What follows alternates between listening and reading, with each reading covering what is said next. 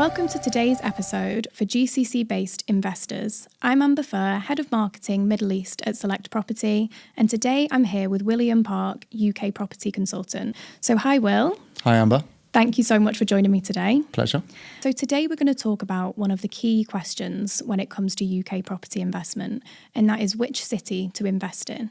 So historically, London has been a top choice for GCC investors. It's an incredible capital city, an economic powerhouse, and a real trophy asset.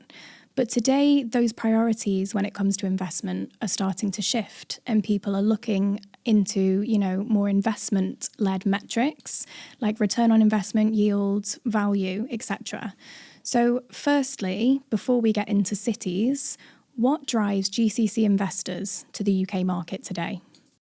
I mean, it's a really good place to start. And I think when you're looking at the UK as an investment proposal, it's generally really multi-layered. And when you start to pull it apart, it's really difficult to find another country in the world that offers those factors all in one place. So the first thing that we'll go into is the legal framework.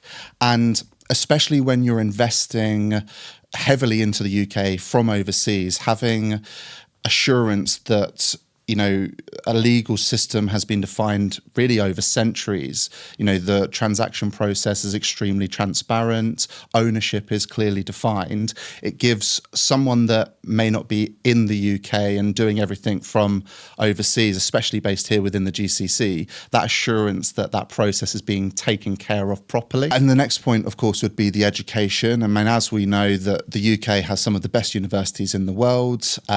You have a huge international appeal. I mean, there's 730,000 international students from the last academic year, and visa applications from the first half of this year alone are up by 16%. Those students, they need accommodation during their studies and after they graduate, and understanding that metric is really why UK property just seems to work, especially in the right location. So when you're looking at everything and you look at, the UK property market, or certainly the rental market, is worth in excess of £50 billion, and there being a huge demand versus supply imbalance, I think that's around 100,000 homes every year. It provides some of the best core fundamentals that you would be looking at with intrigue as an international investor. Okay, great. So going back to that question then of which city to invest in the UK, as we touched on, London has huge popularity. It's a real hotspot for GCC investors during the summer months. But is it still a top city for investment? Yeah, I mean, as you just said, London is one of the world's great cities. And I think it's really important to say that clearly. But you get investors looking at that now to say, well, there's a couple of questions. There's one to say, well, is it a great city to buy in? And I think inevitably the answer is yes, but it really just depends on what you're trying to achieve. And the second question is it a great city to invest in right now? And you're looking at a lot of investors from the GCC have an affinity with the UK, and particularly London, as you've just touched on. They've lived and worked there themselves. Their kids have gone to school there. They've got friends and family that are there. So they're knowledgeable about the city. And with that knowledge comes confidence in investing in it. But especially over the last few years, has it really offered the type of return someone would be expecting? It's got a really high barrier to entry. It's got one of the highest prices per square foot of any region within the UK. And you're not really getting those returns because of the affordability ceiling by the person that's effectively going to be renting your property. And it's more and more of a question where investors are looking, okay, well, I can have a base in London, and doing that, there's no issue at all. But actually, in order to get the returns and to have a sort of an affluent property portfolio, I'd start to look at more regional cities such as Birmingham and Manchester. Okay, and I think that's really interesting. People often kind of pivot cities against each other, but what you're saying is that London and Manchester or Birmingham can actually complement each other very well in a portfolio. Absolutely, and I think you said it perfectly there. They can complement each other.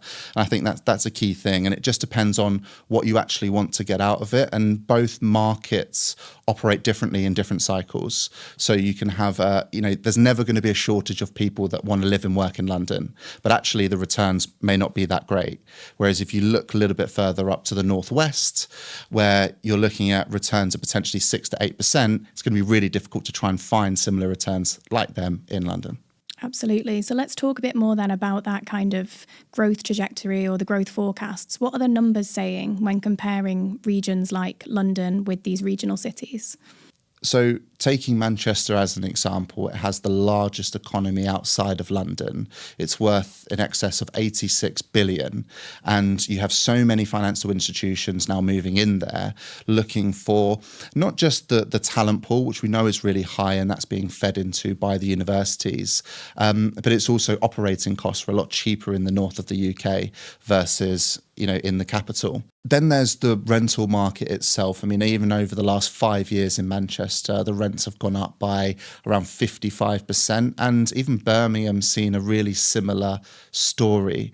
It's gone up about 27% over the same period, with really high projections of a similar amount over the next 5 years. And I think that's really what differentiates those regions away from the UK average, given that they've consistently outperformed.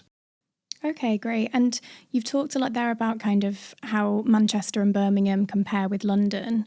For investors seeking a really healthy balance of capital growth and rental returns, how do Manchester and Birmingham compare against each other as an opportunity? I think they can both work really well, but for different reasons, and understanding the nuance of that is really important. So Manchester is probably the better known story internationally, and we've spoken a lot there about financial institutions, students, and the growth in the rental value. And Birmingham's almost at the start of its growth curve. There's a huge financial implication in Birmingham, and it's really becoming a replacement for huge international businesses to have a base in Birmingham as opposed to London. So you can look at the stability and the maturity of Manchester as being super consistent, and then you can look at Birmingham as having quite substantial growth over the next few years. And what would be your key piece of advice for any investors watching now considering their first investment in the UK? I think it's really important that you've done your research and you make sure that you're dealing with a credible developer with a long track record and a history of delivering properties. And that is even more important now, especially if you're based from overseas, to make sure that that process and the person you're effectively trusting with your money is going to make sure that that money is working hard for you and giving you the returns that are projected. Okay, and what are some of the common barriers that you think GCC investors come up against when considering the UK as a market? I mean, I think you mentioned it, or we've touched on it a little bit, thinking the UK is really just London, and really just maybe opening their mindset to more regional cities, understanding, as we mentioned, London has its place in any portfolio. And it really, if you have an inherent need to live and work in in London, then the purchase makes sense. But actually, if you're looking at the UK for stability and long-term growth, then you should really start to look at more regional cities such as Birmingham and Manchester in order to get those returns.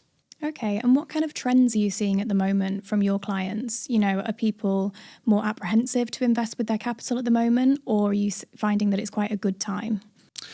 It is a really good time. I mean, we haven't necessarily seen like a huge uplift. And what we do as a company has always been really consistent. We've been in the GCC now for around about 22 years. We've sold 16,000 apartments within the UK. So people know us and they buy into the reputation. So when the timing's right for them, they'll make that move.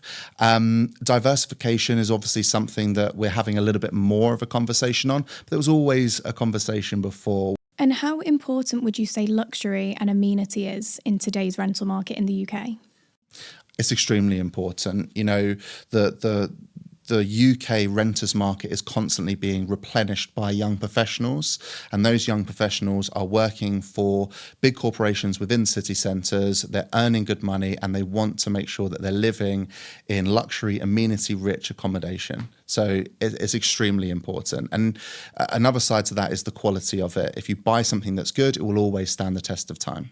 Absolutely. I think the bar is higher than ever, isn't it, for kind of rental expectations. Me, myself, as a young professional, sort of, I think from about 20 years ago or even 10 years ago, what you would kind of expect in any city, whether it's Dubai, Manchester, London, has really kind of risen.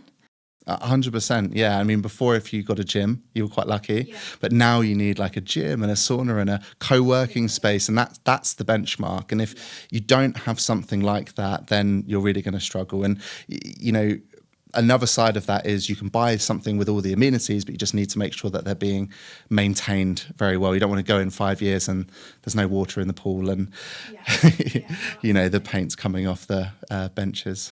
Okay, and finally, Will, what is a good yield?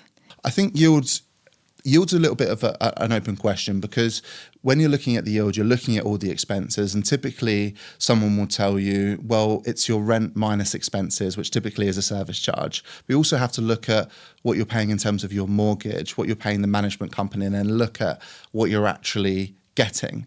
And I think after all of that's been taken away, I think if you're looking at around 5 to 6%, that is a really good yield. Will, thank you so much. I'm sure that's been a really valuable conversation for loads of investors watching. So thank you for joining me. Thank you, Amber. It's my pleasure. And to everybody watching, thank you for joining us. You can subscribe on YouTube, and please get in touch anytime with our Dubai or Riyadh sales team.